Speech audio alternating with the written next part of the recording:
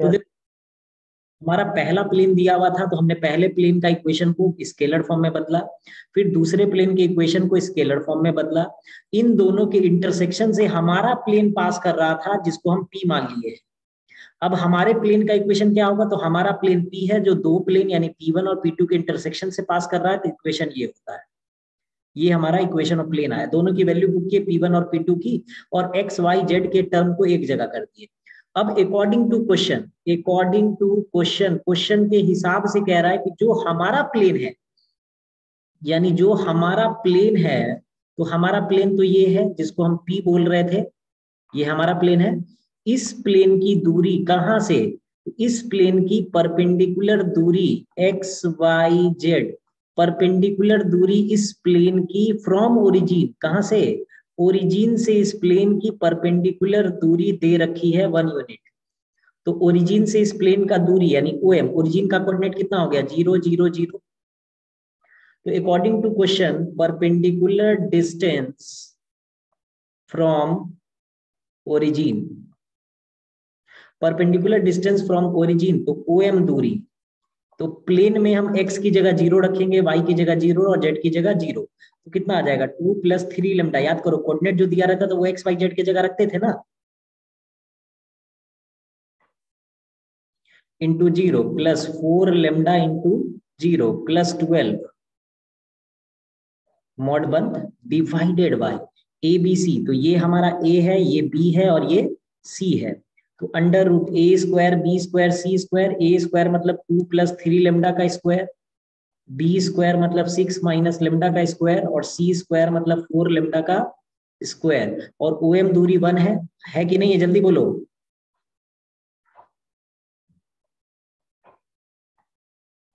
अब under root में इतना सारा टर्म है, उसको खोलेंगे, सॉल्व करेंगे, सिंप्लीफाई करेंगे। ठीक है, तो कितना आएगा वो देखो। इधर आ जाएगा 2 दूनी 4, 3 दूनी 6, दूनी 12, 12 लेमडा + 3 तिहाई 9 लेमडा स्क्वायर + 6 × 36, 6 दूनी 12 माइनस में 12 लेमडा प्लस में lambda square + 16 lambda square. Modulus हटा लो तो ये आ जाएगा हमारे पास, और स्क्वायरिंग कर दो बोथ साइड। तो इसको सॉल्व करके लेमडा निकाल सकते हो क्या तुम लोग? Yes sir.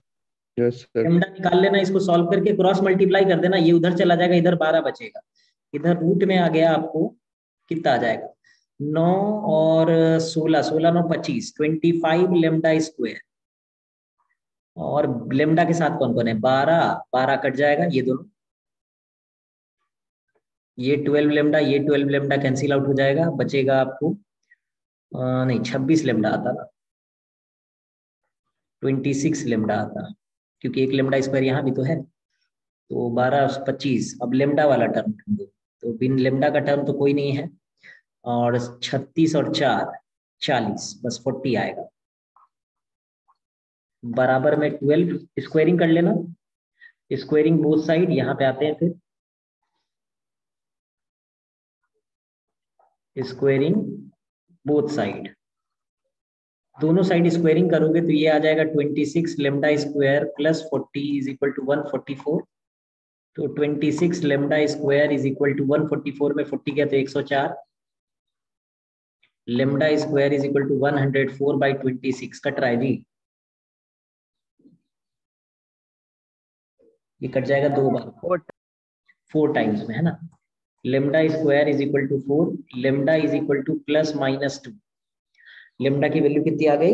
+- 2। अब एक बार +2 रख के इक्वेशन निकाल लेना प्लेन का, और एक बार -2 रख के इसी इक्वेशन में रख लेना। इस इक्वेशन में एक बार +2 रखोगे एक इक्वेशन आएगा, और एक बार -2 रखोगे दूसरा इक्वेशन आएगा। 2 इक्वेशन पॉसिबल था। समझ में आया बात? Yes sir. लेमडा का वैल्यू आ गया ना, तो हमको तो प्लेन का इक्वेशन निकालना है ना। तो ये हमारा इक्वेशन ऑफ प्लेन है ना। इसमें लेमडा का वैल्यू एक बार +2 रख लेना, एक इक्वेशन आएगा, और एक बार -2 रख लेना, दूसरा इक्वेशन आ जाएगा। यानी 2 आंसर होगा इस सवाल का। क्वेश्चन समझ में आ रहा है सर? हाँ जी। सर क्वेश्चन में ये तो नहीं दिया हुआ परपेंडिकुलर डिस्टेंस ओरिजिन से। दिया हुआ था जी? सर नहीं लिखे हैं। नहीं, ये लिखा हुआ था ना, which are at unit distance from origin. Yes sir. और कुछ नहीं लिखा है कि किसी के पैरेलल, किसी के कुछ भी मेजर किया गया है? नहीं। जब कुछ भी नहीं लिखे तब वो परपेंडिकुलर डिस्टेंस ही होता है। लेकिन इससे पहले जब तुम सवाल बनाते थे ना, तो उसमें क्या लिखा रहता था कि डिस्टेंस है पॉइंट का किसी लाइन से, लेकिन दूसरे चीज के पैरेलल मेजर किया गया है। इसमें ऐसा कुछ भी नहीं लिखा, इसमें बस उस पॉइंट दिया और वहां से दूरी बोला, तो पॉइंट और दूरी दिया और कोई रिलेशन ही नहीं दिया है, तो वो परपेंडिकुलर दूरी ही होगा। आया बात समझ में? यस।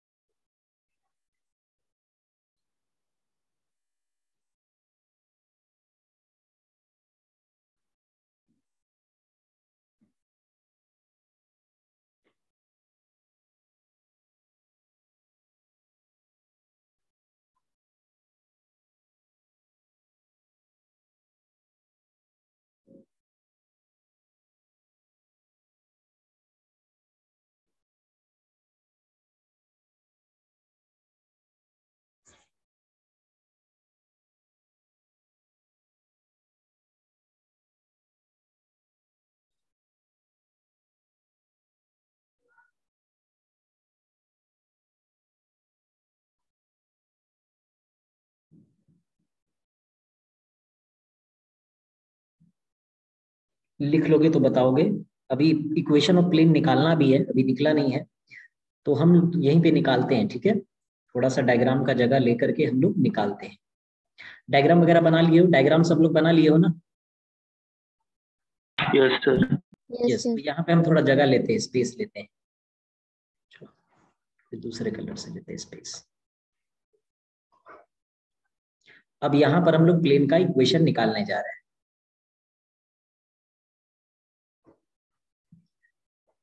When lambda बराबर +2, equation of plane will be, तो अपने इक्वेशन में 2 रख लेंगे, 2x + 6y। इसमें रखना ज्यादा आसान है, इसीलिए हम इसको पकड़े। आप चाहते तो नीचे वाले में भी रख सकते थे, तो बारी बारी बहुत जगह लेम्डा रखना पड़ता। 2 × 3x - y + 4z = 0। चलिए गुना कर दीजिए सबको। 2x + 6y + 12 + 3 दूनी 6x माइनस में 2y + 8z = 0। कितना आ गया? 6 और 2 8x, 8x + 4y + 8z + 12 = 0। आपको कौन सा इक्वेशन बोला था? वेक्टर बोला था, कार्टेशियन बोला था, कि दोनों बोला था? दोनों। दोनों। तो ये कौन सा इक्वेशन आया? कार्टेशियन। इसका वेक्टर इक्वेशन यहाँ पे ऐसे लिख देंगे, r.8i + 4j + 8k + 12 = 0। ठीक है, यहाँ पे ऐसे भी लिख सकते हैं। ये हो गया हमारा आंसर, आंसर, आंसर। ठीक है, अब हम लोग क्या करते हैं, जब लेम्डा बराबर कितना ले लें? -2, तब भी तो निकालना पड़ेगा ना। when लेम्डा बराबर -2, इक्वेशन ऑफ प्लेन।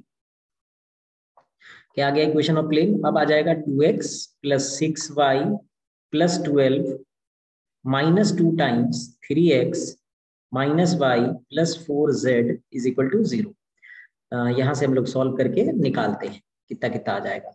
तो ये आ जाएगा 2x, अच्छा नहीं चल रहा है, ये चलेगा तो ठीक। 2x + 6y + 12 -6x + 2y - 8z = 0। कितना कितना आया जी? -3x, 6 और 2 8, 8y माइनस 8z प्लस 12 बराबर 0। इसको क्या करो कि माइनस साइन हटा दो, x को पॉजिटिव रखो, थोड़ा इजी पड़ता है। तो थोड़ा सा और स्पेस हम यूज कर रहे हैं, ठीक है, यहाँ पे थोड़ा और स्पेस हम यूज कर रहे हैं अपने लिए। देखोगे तो कितना आ जाएगा, ये आ जाएगा 3x minus 8y plus 8z minus 12 बराबर 0। तो ये हमारा एक इक्वेशन आ गया। अब इसको चाहो तो तुम वेक्टर फॉर्म में बदल सकते हो। इसका वेक्टर फॉर्म कितना हो जाएगा, r dot 3i minus 8j plus 8k, और इसका माइनस 12 जो इधर है उसको उधर भेज सकते हो, प्लस में 12। तो ये भी एक दूसरा आंसर है, ये भी आंसर है स्केलर और वेक्टर फॉर्म में। क्वेश्चन समझ में आया अच्छे से? सर वहाँ -3x लिखे हैं। कहाँ पे जी? 2x माइनस इधर 6x सर। हाँ जी, -4x होता ना, है ना, ये ना? Yes sir, yes yes yes sir. सही बोल रहे हो। तो 3 की जगह 4 कर लोगे उसको। अभी हमको लगता है कि इसको और छोटा किया जा सकता, सब में से 2 कैंसिल आउट हो सकता था, कर सकते थे, सब में से 2 भी कैंसिल आउट हो जाता, मतलब और छोटा हो सकता था ये। 2x minus 4y plus 4z minus 6 बराबर 0, यानी इक्वेशन ये आ जाता, r dot 2i minus 4j plus 4k बराबर 6, ये इक्वेशन आ जाता। छोटा कर सकते थे और इसको। चलो नोट करो यहां तक पहले।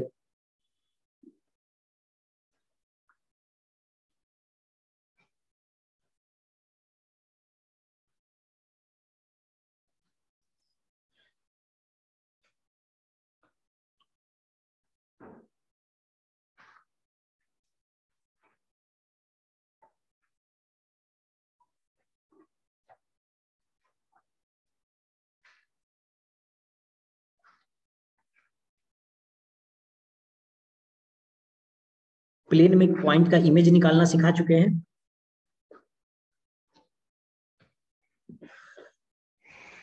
Yes sir. ठीक है, एक क्वेश्चन और है अभी प्लेन का, वो भी टाइम टेकिंग क्वेश्चन है, थोड़ा ध्यान से पढ़ेंगे, ध्यान से समझेंगे तो बना पाएंगे। ये बात एकदम गांठ बांध लेना है कि प्लेन का सवाल बिना डायग्राम बनाए नहीं बनता है।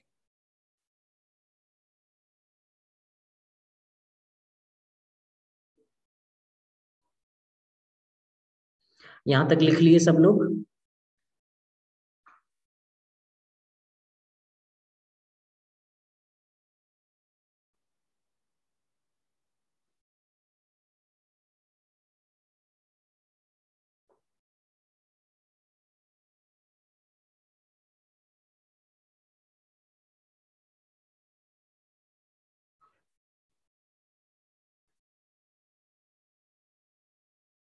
लिख लिए सब लोग यहां तक? आयुष लिखा? आयुष? यस सर, हो गया।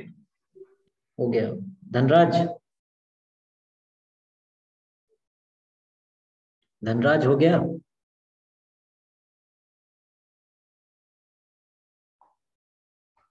स्वाति लिख ली? स्वाति?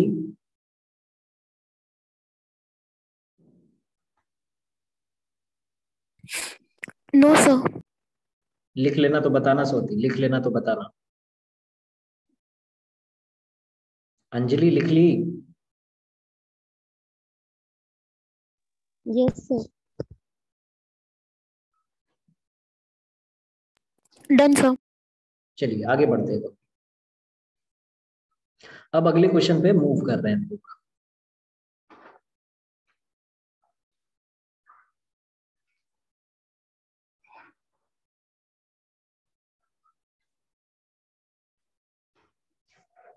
देखिएगा अगला क्वेश्चन भी बड़ा ही इंपॉर्टेंट क्वेश्चन है, और जब हम 11th में थे ना तो मेरे से फर्स्ट अटेम्प्ट में तो ये नहीं बन पाया था, ठीक है।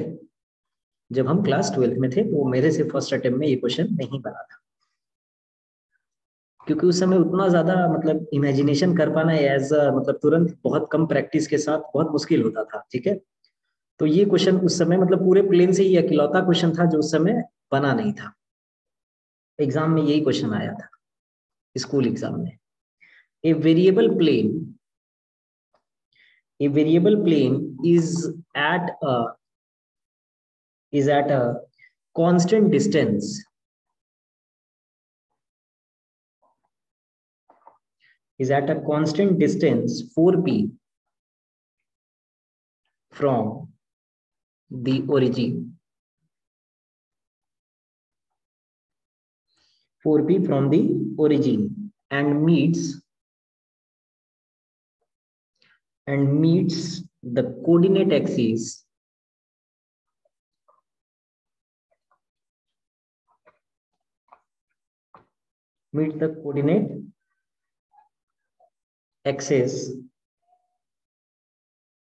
in capital A, capital B, capital C. Prove that the locus of the centroid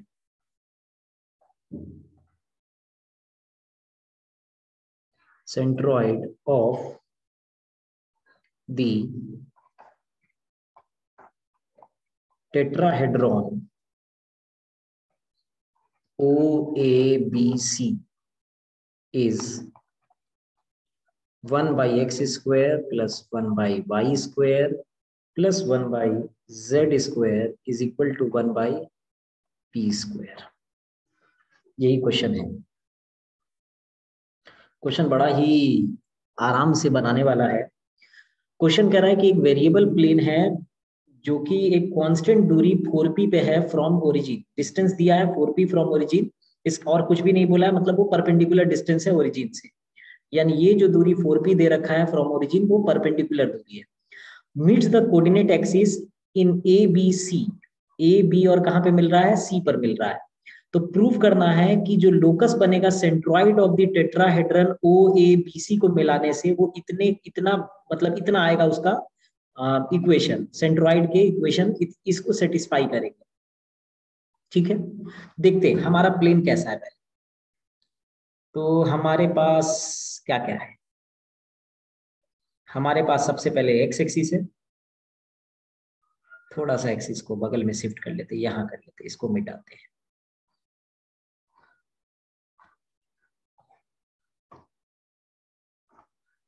एक वाई एक्सिस ले लेते हैं,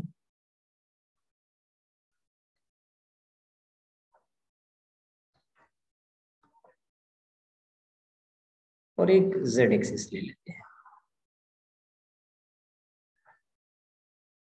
थोड़ा सा लगे कि टेट्राहेड्रॉन है।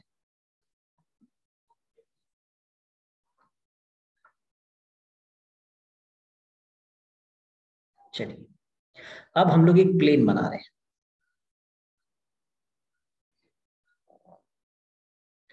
एक लाइन यहां, एक लाइन यहां, और एक लाइन यहां। ठीक है,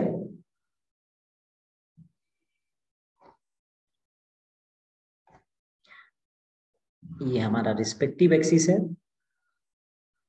X axis, Y axis and Z axis. X axis को कहां पे मीट कर रहा है, कैपिटल। क्या कोऑर्डिनेट ले लेते हैं, a0 ले लेते हैं। वाई एक्सिस को कहां पे मीट कर रहा है, बी पर, यहाँ का कोऑर्डिनेट ले लेते हैं 0, b, 0, ऐसा ले लेते हैं। और जेड एक्सिस को कहां पे मीट कर रहा है, सी पर, यहाँ का कोऑर्डिनेट ले लेते हैं 0, 0, c। तो प्लेन का इक्वेशन तो निकल जाएगा ना। प्लेन क्योंकि एक्स एक्सिस में काट रहा है ए यूनिट, वाई एक्सिस में काट रहा है बी यूनिट, जेड एक्सिस में काट रहा है सी यूनिट, तो इंटरसेप्ट फॉर्म प्लेन का इक्वेशन तो होता है ना। सॉल्यूशन पर आ गए, डायग्राम बनाए, सॉल्यूशन पे जाने के बाद डायग्राम बनाए, तो डायग्राम से पता चला कि equation of plane in intercept form, क्योंकि एक्स एक्सिस पे ए इंटरसेप्ट कर रहा है, वाई एक्सिस पे बी इंटरसेप्ट कर रहा है, और जेड एक्सिस पर सी इंटरसेप्ट कर रहा है, तो ये हमारे प्लेन का इक्वेशन होगा। ठीक है, कोई दिक्कत नहीं। अब देखो हमारे पास ओरिजिन भी है, यहां पर हमारा ओरिजिन ओ है 0, 0, 0, और इसको हम कैपिटल ओ मान लेते हैं। अब देखो ओ ए बी सी को देखते हैं तो कुछ ऐसा फिगर जैसा बनेगा ना, ऐसा फिगर जैसा तो कुछ तो बनेगा।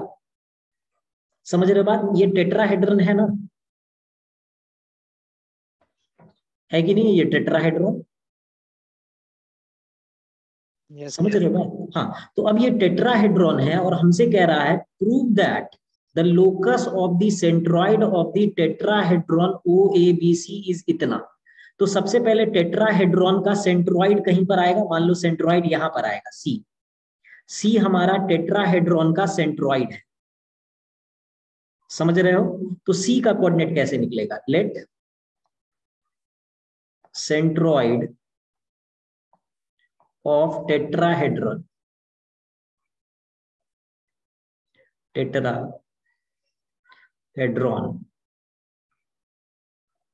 सी, उसका कोऑर्डिनेट अल्फा बीटा और क्या मान लेते हैं? गामा। यानी सी के कोऑर्डिनेट को हम लोग अल्फा बीटा और गामा मान लिए हैं। तो अल्फा कैसे निकलेगा? तो चारों कोऑर्डिनेट को जोड़ करके 4 से डिवाइड, a+0+0+0/4। तो यहाँ पे अल्फा का वैल्यू आया a/4। ठीक है, तो यहां से a निकाल लो। a का वैल्यू कितना आ गया? 4 अल्फा। सिमिलर मैनर में बीटा निकालो। बीटा बराबर कितना आएगा? 0+b+0+0/4। तो यहाँ पे b निकाल लो, कितना आ जाएगा? यहाँ से b बराबर आ जाएगा 4 बीटा। इसी तरह से c भी निकालो, मतलब गामा निकालो। पहले गामा बराबर कितना आएगा? 0+0+c+0 divided by 4। तो c का वैल्यू आ गया 4 गामा। यहां तक कोई दिक्कत है? नो। अब देखो हमारे प्लेन का दूरी ओरिजिन से कितना यूनिट है?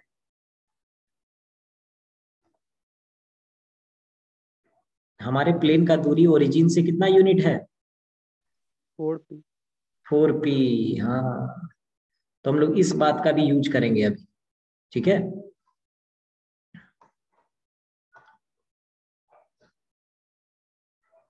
सिंस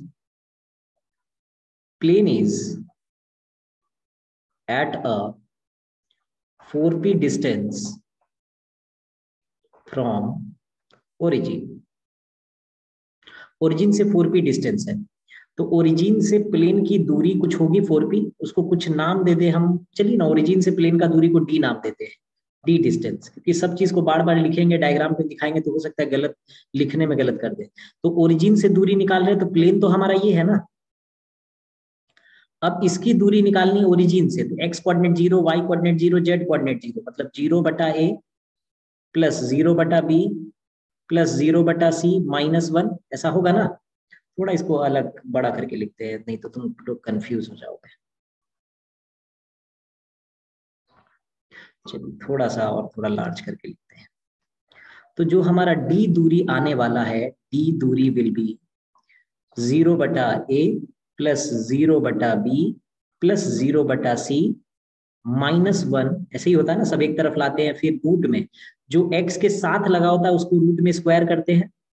तो 1/a का होल स्क्वायर प्लस 1/b का होल स्क्वायर प्लस 1/c का होल स्क्वायर। ऐसा होगा कि नहीं होगा? बोलो, ऐसे ही निकालते थे ना डिस्टेंस। बोलो भी, हाँ सर, ना सर, कुछ तो बोलो। Yes sir. डिस्टेंस की जगह 4p रख सकते हैं, 4p ऊपर में सब हट जाएगा, -1 बचा, मॉड में है अभी सब। रूट अंडर ये आ जाएगा 1/a² plus 1/b² plus 1/c², ऐसा आएगा। मॉड में था तो माइनस साइन भी हट जाएगा। तो हम लोग ऐसा कह सकते हैं, जरा ध्यान से देखना, ऐसा लिख सकते हैं, मॉड हटेगा तो सब पॉजिटिव हो जाएगा। 1/a² plus 1/b² plus 1/c² बराबर 1/4p। लिख सकते हैं ऐसा। Yes, sir. Squaring both side square करेंगे तो 1/a² plus 1/b² plus 1/c² बराबर 1/4p, मतलब 16p आ जाएगा, 16p²। इसको कह ले 16p², ऐसा होगा।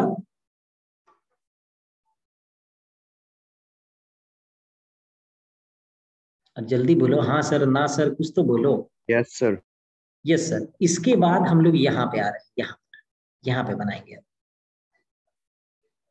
तो देखो b के जगह, a के जगह हम लोग क्या लिख सकते हैं? a के जगह लिख सकते हैं 4 अल्फा, देखो यहाँ पर, और b के जगह लिख सकते हैं 4 बीटा, और c के जगह लिख सकते हैं 4 गामा।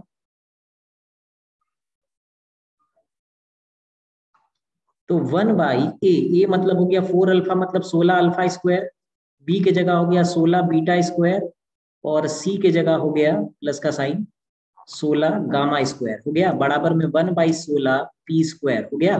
16 16 कट गया, alpha square plus beta square plus gamma square बराबर 1/पी स्क्वायर, ऐसा होगा। Yes. Yes sir. Alpha X axis था, बीटा वाई एक्सिस को रिप्रेजेंट कर रहा था, गामा जेड एक्सिस को रिप्रेजेंट कर रहा था। तो X square plus Y square required locus. Required locus, locus जब भी निकालते हैं तो कोऑर्डिनेट को एक्स वाई जेड से रिप्लेस कर देते हैं। 1/जेड स्क्वायर बराबर 1/पी स्क्वायर, ये हमारा प्रूव्ड हो गया। प्रूव्ड, समझ में आया? Yes. Yes sir. ये क्वेश्चन भी एग्जाम में रह सकता है, और रहेगा तो समझ जाइए कि पेपर डिफिकल्ट है।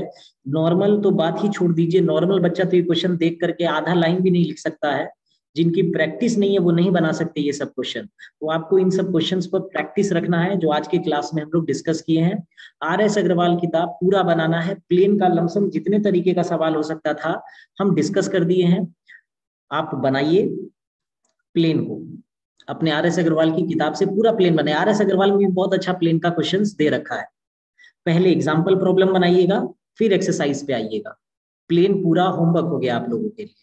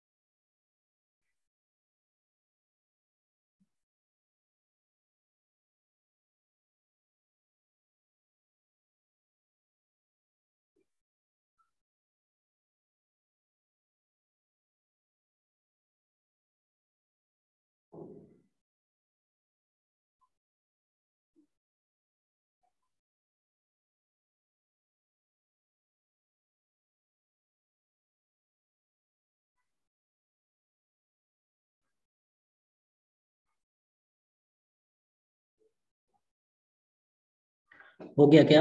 सब लोग लिख लिए? Yes sir. सब लोग लिख लिए हो? Hello, yes sir. हाँ कौन कौन? तो कहाँ पे हो अभी? कमंगर गली में अंदर? कमंगर गली, खचकला वाला गली, पानी टंकी वाला देखे हो ना?